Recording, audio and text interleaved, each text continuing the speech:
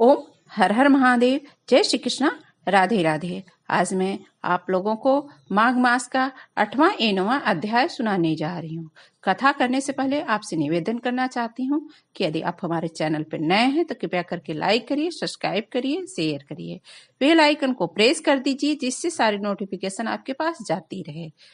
तो 8वें अध्याय में दिया गया है कि यमदूत समझाते हैं कि क्या करने से क्या फल प्राप्त होता है। हमें गंगा में स्नान करने से क्या फल प्राप्त होता है, दूसरे के साथ अच्छा व्यवहार करने से क्या फल प्राप्त होता है, दूसरों के साथ हिंसा करने से क्या फल प्राप्त होता है, अहिंसा करने से क्या फल प्राप्त होता है, यज्ञ तप करने से क्या फल प्राप्त होता है। तो यही सब 8वें अध्याय में दिया गया है। यमदूत जी कहने लगे कि तुमने बड़ी सुंदर वार्ता पूछी है। यद्यपि मैं पराधीन हूँ फिर भी तुम्हारे स्नेहवश अपनी बुद्धि के अनुसार बतलाता हूँ। जो प्राणी काया वाचा और मनसा से कभी दूसरों को दुख नहीं देता वे यमलोक में नहीं जाते। हिंसा करने वाले वेद यज्ञ तप और दान से भी उत्तम गति को नहीं पाते हैं। अहिंसा सबसे बड़ी धर्म, तप और दान ऋषियों ने बताया है कि जो मनुष्य जल या पृथ्वी पर रहने वाले जीवों को अपने भोजन के लिए मारते हैं वे कालसूत्र नामक नरक में पड़ते हैं और वहां पर अपना मांस खाते हैं और रक्त पीकर पान करते हैं तथा पीप की कीचड़ में उसको कीड़े मकोड़े काटते हैं। हिंसक जन्मांध काने कुब्जे लूले लंगड़े दरिद्र और अंगहीन होते हैं। इस कारण इस लोक तथा परलोक में सुख की इच्छा करने वालों को काया वाचा और मन से दूसरों का द्रोह नहीं करना चाहिए। जो हिंसा नहीं करते उनको किसी प्रकार का भय नहीं होता। जिस तरह सीधी और टेढ़ी दोनों प्रकार की बहने वाली नदियां समुद्र में मिल जाती हैं वैसे ही सब धर्म अहिंसा में प्रवेश कर जाते। ब्रह्मचारी और गृहस्थ वानप्रस्थी तथा यति सभी अपने अपने धर्म का पालन करने और जितेंद्रिय रहने से ब्रह्मलोक को प्राप्त करते हैं। जो जलाशय आदि मनाते हैं और सदैव पांचों यज्ञ करते हैं वो यमपुरी में नहीं रह जाते। जो इंद्रिय के वशीभूत नहीं हैं, वेद वादी हैं, है नित्य ही अग्नि अर्थात हवन आदि का पूजन करते हैं वे स्वर्ग को जाते हैं। युद्ध भूमि में जो शूरवीर मर जाते हैं वे सूर्य लोक को प्राप्त होते हैं। शरण में आए हुए तथा ब्राह्मणी की रक्षा के लिए प्राण देते हैं वे कभी स्वर्ग नहीं छोड़ते, वे स्वर्ग से कभी नहीं लौटते। वे मनुष्य जो मनुष्य लूले लंगड़े बुद्धि अनाथ तथा वृद्ध अनाथ तथा गरीबों का पालन करते हैं वह स्वतः ही स्वर्ग को जाते हैं। जो मनुष्य गौओं के लिए पानी का आश्रय देते हैं तथा कुआं तालाब और बावड़ी बनवाते हैं वे सदैव स्वर्ग में निवास करते हैं। जैसे जैसे जीव इनमें पानी पीते हैं वैसे वैसे ही उनका धर्म बढ़ता है। जल से ही मनुष्य के प्राण हैं, इसलिए जो प्याऊ आदि लगवाते हैं वह अच्छे स्वर्ग को प्राप्त होते हैं। बड़े से बड़े यज्ञ भी वह फल नहीं देते जो अधिक छाया वाले वृक्ष मार्ग में लगाने से देते हैं। जो मनुष्य वृक्ष रोपण करता है वह सदैव दानी और यज्ञ करने वाला होता है। जो अच्छे फल और अच्छी छाया वाले मार्ग में वृक्षों को काटता है वह नरकगामी होता है। तुलसी का पौधा लगाने वाला सब पापों से छूट जाता है। जिस घर में तुलसी वन है वह घर तीर्थ के समान है और उस घर में कभी भी यमदूत नहीं जाते। तुलसी की सुगंध से पितरों का चित्त आनंदित होता है। वे विमान में बैठ के विष्णुलोक को जाते हैं। नर्मदा नदी का दर्शन, गंगा का स्नान और तुलसी का स्पर्श यह सब बराबर होते हैं।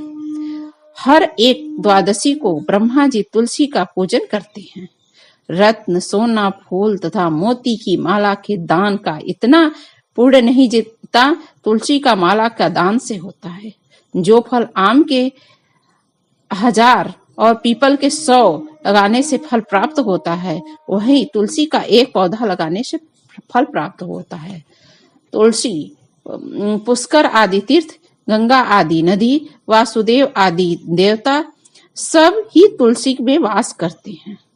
जो एक बार या 2 बार या रेवा नदी से उत्पन्न शिव मूर्ति की पूजा करता है अथवा स्फटिक रत्न के पत्थर से आप निकलते हुए तीर्थ में, पर्वत या वन में रखी हुई शिव की मूर्ति की पूजा करता है और सदैव ओम नमः शिवाय का मंत्र का जाप करता है, यमलोक की कथा भी नहीं सुनता, प्रसंग शत्रुता अभिमान से शिव के समान पापों को नष्ट करने वाला तथा कीर्ति देने वाला 3 लोकों में और कोई उत्तम काम नहीं है।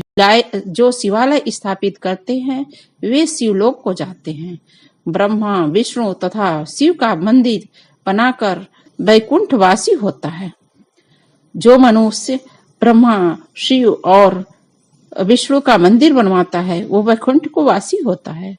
जो भगवान की पूजा करता है, फूलों का बाग लगाते हैं, वे धन्य हैं। उनके माता पिता और देवता जो अतिथि को सदैव पूजते हैं वे ब्रह्मलोक को प्राप्त। ये तो था माघ मास का 8वां अध्याय। आप 9वें अध्याय की तरफ चलिए। यमदूत कहने लगे, मध्याह्न के समय आया अतिथि मूर्ख, पंडित, वेद पाठी या पापी कोई भी हो, ब्रह्मा के समान है।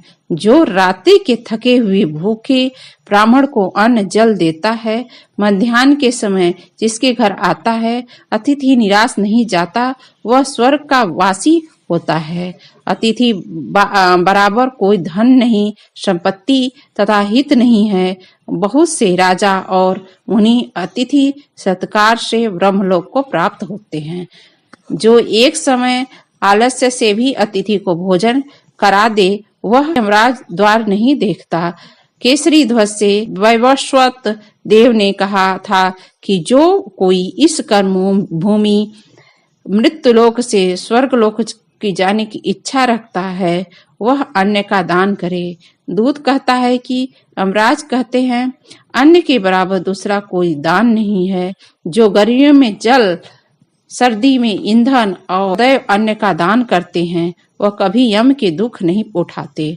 जो अपने किए हुए पापों का प्रायश्चित करता है, वह नरक को नहीं देखता। प्रायश्चित न करने वाला मनुष्य नरक में जाता है।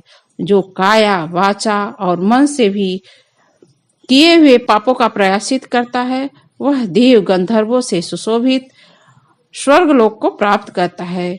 जो नित्य ही व्रत, तप, तीर्थ करते हैं, जितेंद्रिय हैं, वह भयंकर यम को देखते। नित्य धर्म करने वाला दूसरे का अन्न, भोजन और दान त्याग दे। नित्य स्नान करने से बड़े पाप नष्ट हो जाता है। यम को नहीं देखता है। बिना स्नान पवित्रता शरीर कैसे हो सकती है। जो मनुष्य पर्व के समय चलते जल में स्नान करते हैं, वह बुरी योनि नहीं पाते, न ही नरक में जाते हैं। माघ मास में प्रातः स्नान करने वाले मनुष्य को नियम पूर्वक तिल पात्र और तिल कमल का दान करना चाहिए। यमदूत कहते हैं कि वे भी कुंडल, पृथ्वी, सोना, गौ आदि परम दान करने वाला स्वर्ग से नहीं लौटता।